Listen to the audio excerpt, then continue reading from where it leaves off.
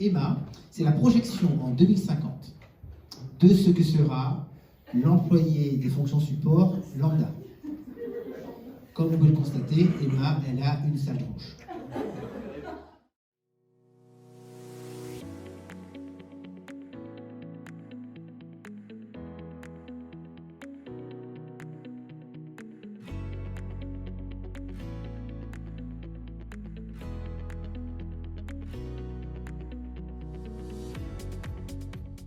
Je suis obligé de découvrir les meilleures conditions pour pouvoir obtenir mon repas. Si vous regardez bien, il lève quelle main avec sa lance? Ok, il avance quel pied? Ok, et bien rien que pour être latéralisé, il a fallu 1 million d'années. En gros, pour pouvoir réfléchir correctement, il vaut mieux être latéralisé. On va aller tester le niveau de latéralisation des opticiens du groupe CRIS dans quelques minutes. Et en fait, c'est super important. Votre capacité à vivre la latéralité vous donne aussi un moyen de savoir si votre cerveau travaille à bon régime ou pas.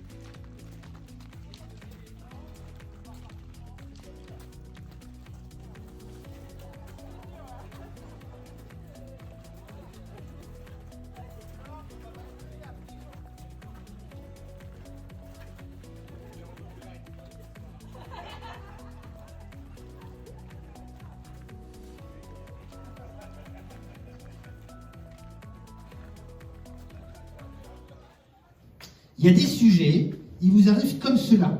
Et pour les gérer, il faut être capable de les regarder comme ça. Ou comme ça. Ou alors, comme ça. Ça nous demande d'être agile par rapport au sujet. La carte motrice, quand elle est stimulée, elle permet justement d'avoir accès à des réseaux neuronaux différents qui permettent de voir le problème sous différents angles. On bouge comme on pense. Et on pense comme on bouge.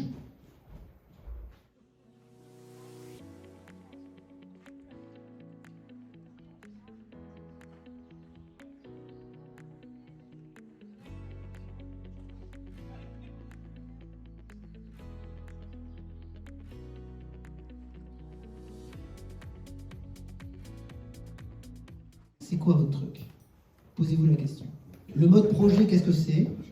C'est quand j'ai du boulot ras la gueule, mais ras la gueule. Je bosse. Et je suis tellement cramé, je suis tellement sur les rotules, je suis tellement la tête dans le guidon, que je me dis, il faut que je trouve un nouvel objectif pour garder la tête hors de l'eau. Donc si vous êtes à ce stade-là, c'est pas gênant, mais sachez que vous êtes épuisé, en perte d'interaction majeure, et que ça, par contre, à la retraite, ça se paye cash.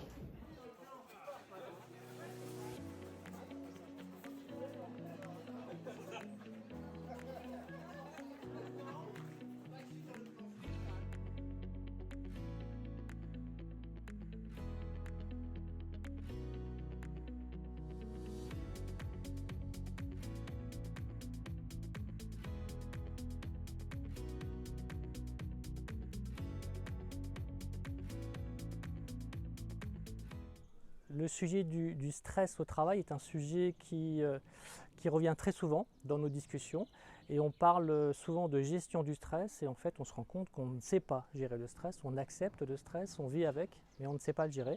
Et l'idée c'était de donner à nos membres un moyen d'analyser leur niveau de stress et si possible de trouver des solutions pour faire descendre ce niveau de stress et améliorer leur productivité.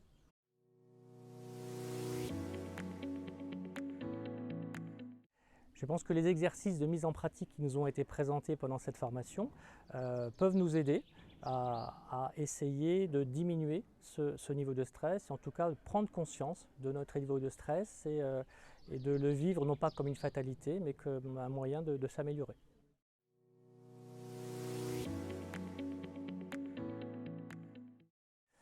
Donc ce qui nous a été présenté est assez novateur. C'est vrai que dans les réunions d'entrepreneurs, ce n'est pas quelque chose qu'on a l'habitude d'entendre. Et c'est justement pour ça que c'est intéressant.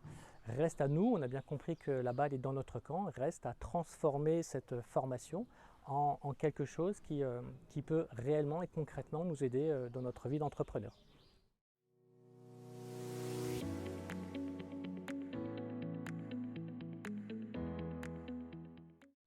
Alors le thème du stress au travail, évidemment, on y est tous confrontés, on en entend parler en permanence, le stress du dirigeant, le stress du dirigeant.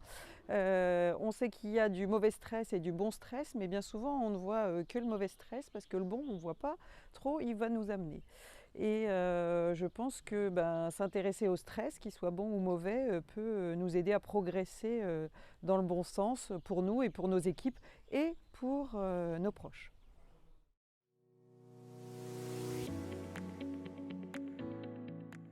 La chose qui m'a le plus parlé dans cette formation, c'est qu'on a justement fait le pendant entre notre position dans l'entreprise, mais notre position à la maison avec nos proches.